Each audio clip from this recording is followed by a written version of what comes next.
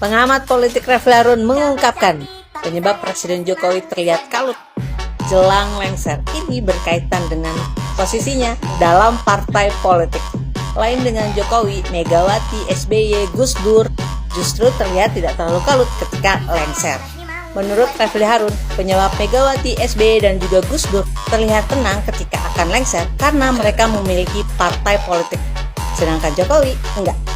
Seolah takut kehilangan kekuasaan, menjelang lengser Jokowi diketahui sibuk mengendorse tokoh-tokoh politik sebagai capres 2024. Ada Prabowo, Erlangga, Ganjar, bahkan Erick Thohir.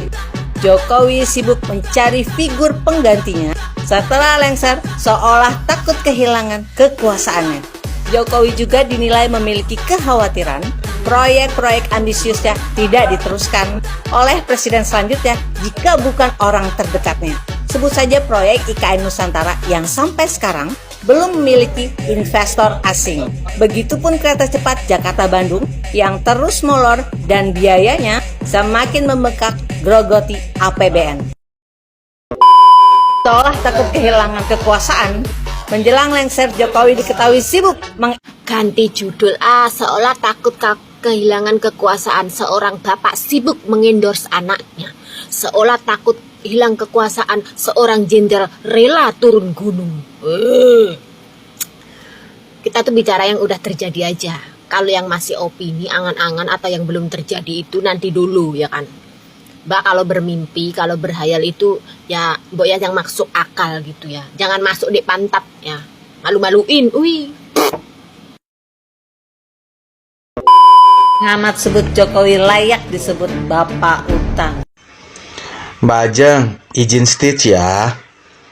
Gini, memang Pak Jokowi banyak utang, tapi kan itu kalkulasi dari pemimpin-pemimpin sebelumnya yang dahulu mangkrak, yang dahulu pembangunan enggak jalan, dikorupsi, nah sekarang dilanjutin. Nah biayanya dari mana? Dulu kan juga banyak utang. Ya iyalah sekarang dikalkulasi jadi makin banyak.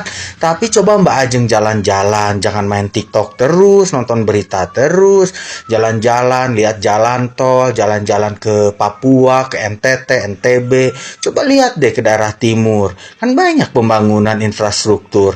Yang dulu saya jalan-jalan ke Jawa bisa makan waktu sehari sampai 2 hari, sekarang cukup 5 jam loh. Terus BBM di Papua coba lihat harganya berapa. Eranya panutan Mbak Ajeng gimana tuh? Coba deh berpikir lagi ya. Gitu Mbak Ajeng, oke? Salam hormat buat Mbak Ajeng. Nyaleg lagi ya nanti ya. Siap-siap kalah lagi ya. Di Indonesia, ketimbang Malaysia, justru malah menurunkan harga BBM. Dari kemarin Mbak Ajeng terus saja membandingkan Indonesia dengan Malaysia dalam hal BBM. Tapi Mbak Ajeng nggak mau menyampaikan fakta bahwa Malaysia itu adalah negara pengekspor minyak. Jadi kilang minyaknya di Malaysia itu bisa memenuhi kebutuhan rakyatnya bahkan lebih dan dijual ke luar negeri. Lalu apa alasan Malaysia harus menaikkan harga minyaknya? Kalaupun mereka mensubsidi nggak terlalu besar karena minyaknya diolah dan memang dihasilkan di dalam negeri. Beda dengan Indonesia kan? Yang kedua, penduduk Malaysia itu cuma 30 juta, 2 lah, 30,2 juta. Itu setara dengan penduduk Jawa Barat saja, lebih sedikit gitu. Penduduk Jawa Barat itu 24,7 kalau nggak salah. Dan sebagian besar minyaknya Indonesia itu impor, menggantungkan dari harga internasional gitu. Bisa dipahami nggak sampai sini Mbak Ajeng? Sebelum gue berangkat, itu nggak dapat Pertalite di Depok ya. Halo, assalamualaikum warahmatullahi wabarakatuh. Salam waras Mbak Ajeng, ketemu lagi. Izin state video sampean lagi ya.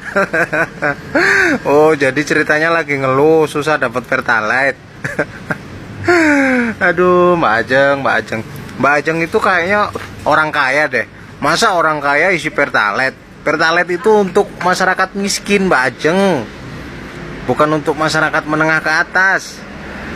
Pertalite itu sudah disubsidi untuk masyarakat miskin. Jadi kalau sampean ngantri Pertalite harusnya malu Mbak Ajeng. Ya. Jangan bilang ngisi Pertalite susah. Saya tiap hari ngisi Pertalite di mobil tuh. Bisa, ada di daerah Jakarta, di Depok, Kelapa II saya juga bisa ngisi. Sampean ngisinya bawa duit nggak? Kok bisa bilang susah? Nggak ada yang susah sekarang itu Mbak. Sampan aja yang bikin susah sendiri. Aduh, Mbak Ajeng saya bilangin ya, Mbak Ajeng itu sudah golongan menengah ke atas Mbak. Seharusnya malu beli Pertalite.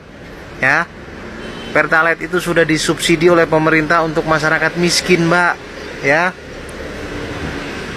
jadi nggak usah beli Pertalite Mbak, beli Pertamax. Ya, biar Pertalite itu dibeli oleh masyarakat miskin yang memang sudah dikhususkan. Ya.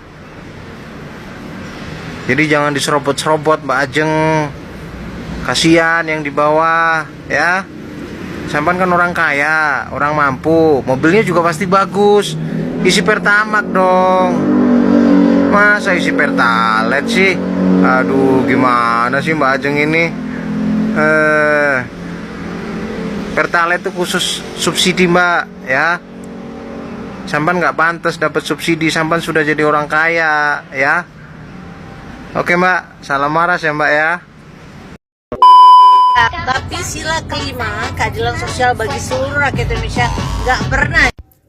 Mbak Ajeng mengkritisi atau menentang kenaikan BBM sekarang dengan cara membandingkan dengan zaman Pak SBY. Satu hal, Mbak Ajeng harus ingat bahwa di zaman Pak SBY juga terjadi kenaikan BBM dengan delta yang cukup besar gitu ya. Jadi sama-sama menaikkan BBM nih. Kenapa sekarang nggak boleh kalau dulu boleh? Yang kedua, tentang keadilan sosial bagi seluruh rakyat Indonesia terkait BBM. Mbak Ajeng harus ingat satu hal bahwa 10 tahun Pak SBY menjabat, ketidakadilan itu terjadi di Papua dan dibiarkan begitu saja. Masyarakat Papua atau Indonesia Timur harus membeli BBM dengan harga bisa 5 kali lebih mahal daripada harga yang seharusnya. Dan itu dibiarkan. Jadi kalau bicara tentang pelaksanaan sila kelima keadilan sosial bagi seluruh rakyat Indonesia, zaman Pak Jokowi pelaksanaannya jauh lebih baik dibanding sebelumnya. Assalamualaikum warahmatullahi wabarakatuh. Salam sejahtera untuk kita semua. Salam, Om Swastiastu, Namo Buddhaya, salam kebajikan, salam rahayu, salam Nusantara. Dan setelah sekian waktu, sekian lama, saya akhirnya menemukan jawaban atas rasa penasaran saya selama ini ya guys.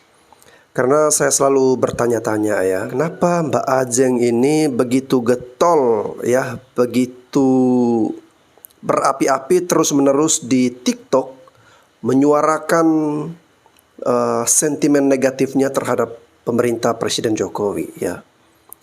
Dan setelah itu jawabannya adalah karena ternyata beliau susah mencari Pertalite ya. Jadi Mbak Ajeng ini setiap kali dia ke pom bensin, dia selalu susah mendapatkan Pertalite. Walaupun beliau itu banyak duit, orang kaya golongan menengah ke atas, tetapi Mbak Ajeng selalu menyerobot apa yang menjadi hak masyarakat kecil, yakni beliau tidak mau membeli Pertamax, tetapi beliau juga berburu mencari Pertalite ya. Jadi karena Pertalite ini setiap hari susah didapat oleh Mbak Ajeng, oleh karena itu beliau jadi tidak suka dengan Presiden Jokowi. Oke, itu saja, singkat saja ya, singkat, padat, dan tidak jelas. Oke teman-teman, sampai jumpa lagi di episode selanjutnya.